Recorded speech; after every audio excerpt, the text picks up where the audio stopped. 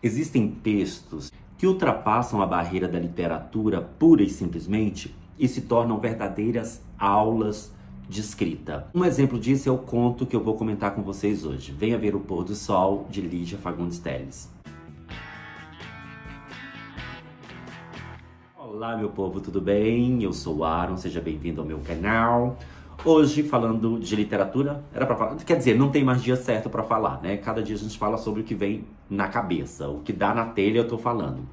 Hoje eu trouxe uma dica de leitura para vocês e é um conto. Então, por ser um conto, gente, pode ser que tenha algum spoiler, né? Porque o conto é pequenininho, então a gente acaba contando praticamente tudo. Esse conto é de uma autora que eu amo de paixão, que é a Lígia Fagundes Telles. E eu li nessa versão, que reúne alguns dos principais livros de contos dela, da Companhia das Letras, uma edição caprichada, com capa dura e tal. Essa é a moça Lígia, maravilhosa, né? E a Lígia é uma escritora muito fashion, gente. Ela é chique, ela é elegante. Deixa eu ver aqui, de uma outra foto dela aqui, que eu queria mostrar pra vocês, que mostra... Olha o rosto dessa mulher, gente, pelo amor de Deus. Que perfeição. Ela é maravilhosa. E sem falar que ela é um gênio, né? Tô falando que a mulher é elegante. Olha essas fotos. Então, a Lígia... Antes, vamos... Eita, Lele, que a câmera balançou. Vamos contextualizar aqui. Quem foi Lígia Fagundes Telles? A Lígia, ela é uma autora pós-modernista. Ela se enquadra ali na geração de 45. Então, ela é do mesmo time, do mesmo grupo do João Guimarães Rosa, da Clarice Lispector. Então, é comum você encontrar na obra da Lígia o fluxo de consciência, que é aquela narrativa mais subjetiva e que não tem muito uma sequência temporal e que deixa as pessoas meio desconfortáveis, né? Na hora da leitura. Por quê? Porque não segue um padrão bonitinho. Você tá mergulhado dentro da consciência das personagens.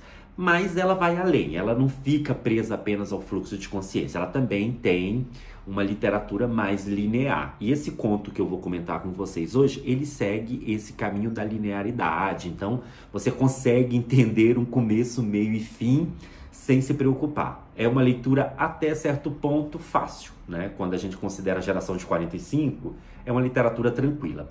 Esse conto faz parte do livro Antes do Baile Verde, que foi publicado em 1970 e que já mostra todo o talento da dona Lígia como contista. Eu diria que Lígia, ela consegue dar uma aula pra gente. Por isso que eu falei lá na abertura que vai além da literatura. É uma aula de como construir um conto de maneira esplendorosa. Eu já disse aqui antes que escrever conto é uma das coisas mais difíceis que existem, porque você precisa narrar uma história em pouquíssimo espaço e fazer com que essa história tenha sentido. E a Lígia consegue fazer isso de uma forma brilhante. Cada conto dela, assim, você pega os livros dela de conto e cada conto é uma verdadeira aventura. Essa mulher é genial. E você que está aí fazendo o terceiro ano deve ter estudado Lígia Fagundes Telles. Você que está estudando para o vestibular também deve ter estudado essa moça, porque ela é muito recomendada. Inclusive teve um livro dela, o Seminário dos Ratos, que foi indicado esse ano no vestibular do ITA, um dos maiores vestibulares do Brasil. Mas vamos falar então de Venha Ver o Pôr do Sol. Em Venha Ver o Pôr do Sol, a gente vai acompanhar então a história basicamente de dois personagens, que é o Ricardo e a Raquel. Tem um terceiro personagem, que no caso seria o namorado da Raquel, mas ele é apenas citado, ele não aparece na história. O negócio é o seguinte, quando começa o conto, você já sabe que o Ricardo convidou a Raquel para um último programa, digamos assim. Por quê? Os dois foram amantes no passado, só que o relacionamento acabou indo para o brejo, porque eles são pessoas bem diferentes, né? O Ricardo é aquele cara que não tem grana, meio, né, bom vivant e tal. Enquanto a Raquel, ela é mais prática e ela tá pensando no futuro dela, que não é besta nem nada. Então ela começa a namorar um outro cara que tem grana e já está de casamento marcado com esse cara. Ela, durante toda a história, deixa claro que gosta do Ricardo, mas apenas gosta, enquanto que o Ricardo fica o tempo todo insistindo que a ama, né? Que ainda está apaixonado por ela. Mas ele diz que está conformado com o fato de que ela vai casar com outro e a convida para eles fazerem um último programa juntos, aquele programa de despedida. Ele fala: Raquel, eu quero que você vá comigo assistir ao melhor pôr do sol da sua vida. Por isso o nome do conto, né? O título do conto, Venha Ver o Pôr do Sol.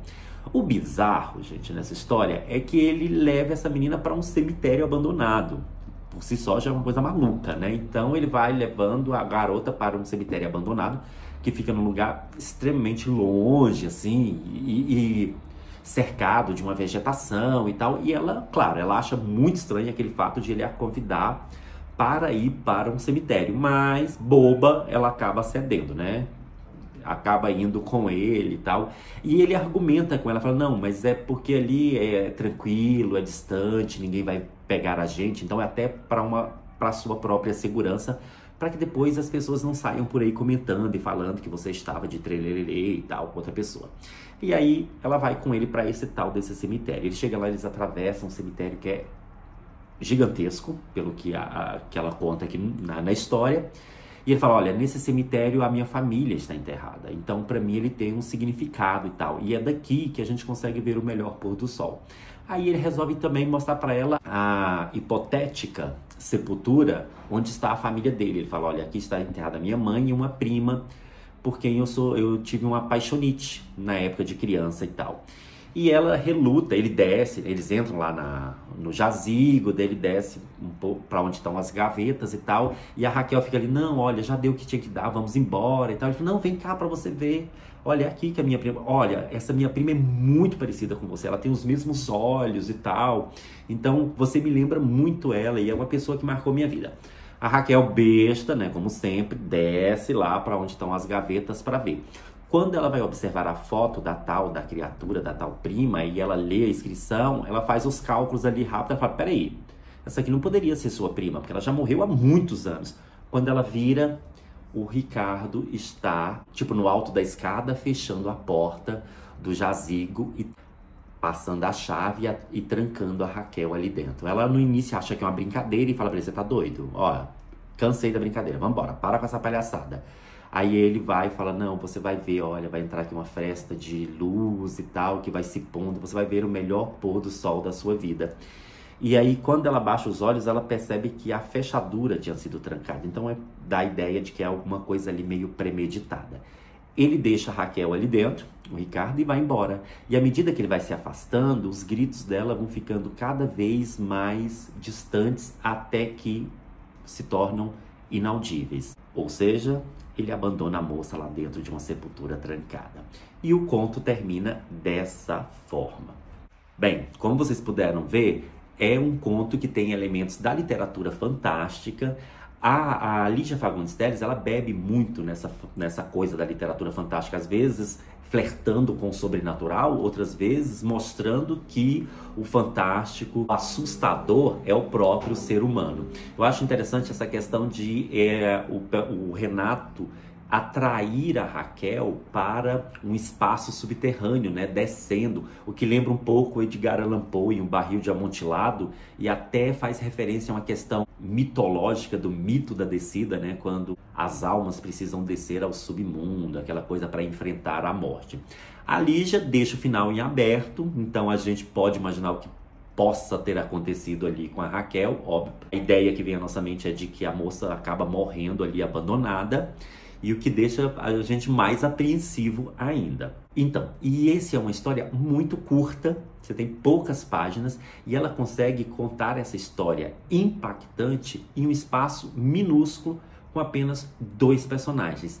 É ou não é a prova de um brilhantismo dessa mulher? Embora eu tenha feito aqui o resumo da história, eu recomendo muito que vocês façam a leitura do conto, porque nada substitui a experiência de ler Lígia Fagundes Telles. E é uma delícia, é um conto que você lê rapidinho. Ok, meu povo? Então essa foi a minha dica de literatura para vocês. Então, para quem acha que essa coisa de literatura fantástica, de sobrenatural, de suspense, de mistério, é só coisa de autores estrangeiros, vocês estão redondamente enganados. Observa como que a literatura brasileira também é rica em todas as temáticas.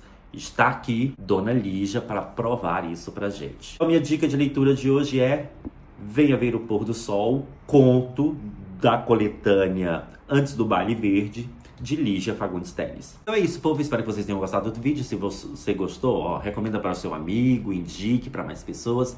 Volte aqui mais vezes, comenta, curta, essa coisa toda, tá? A gente se vê a qualquer momento. Tchau, fui.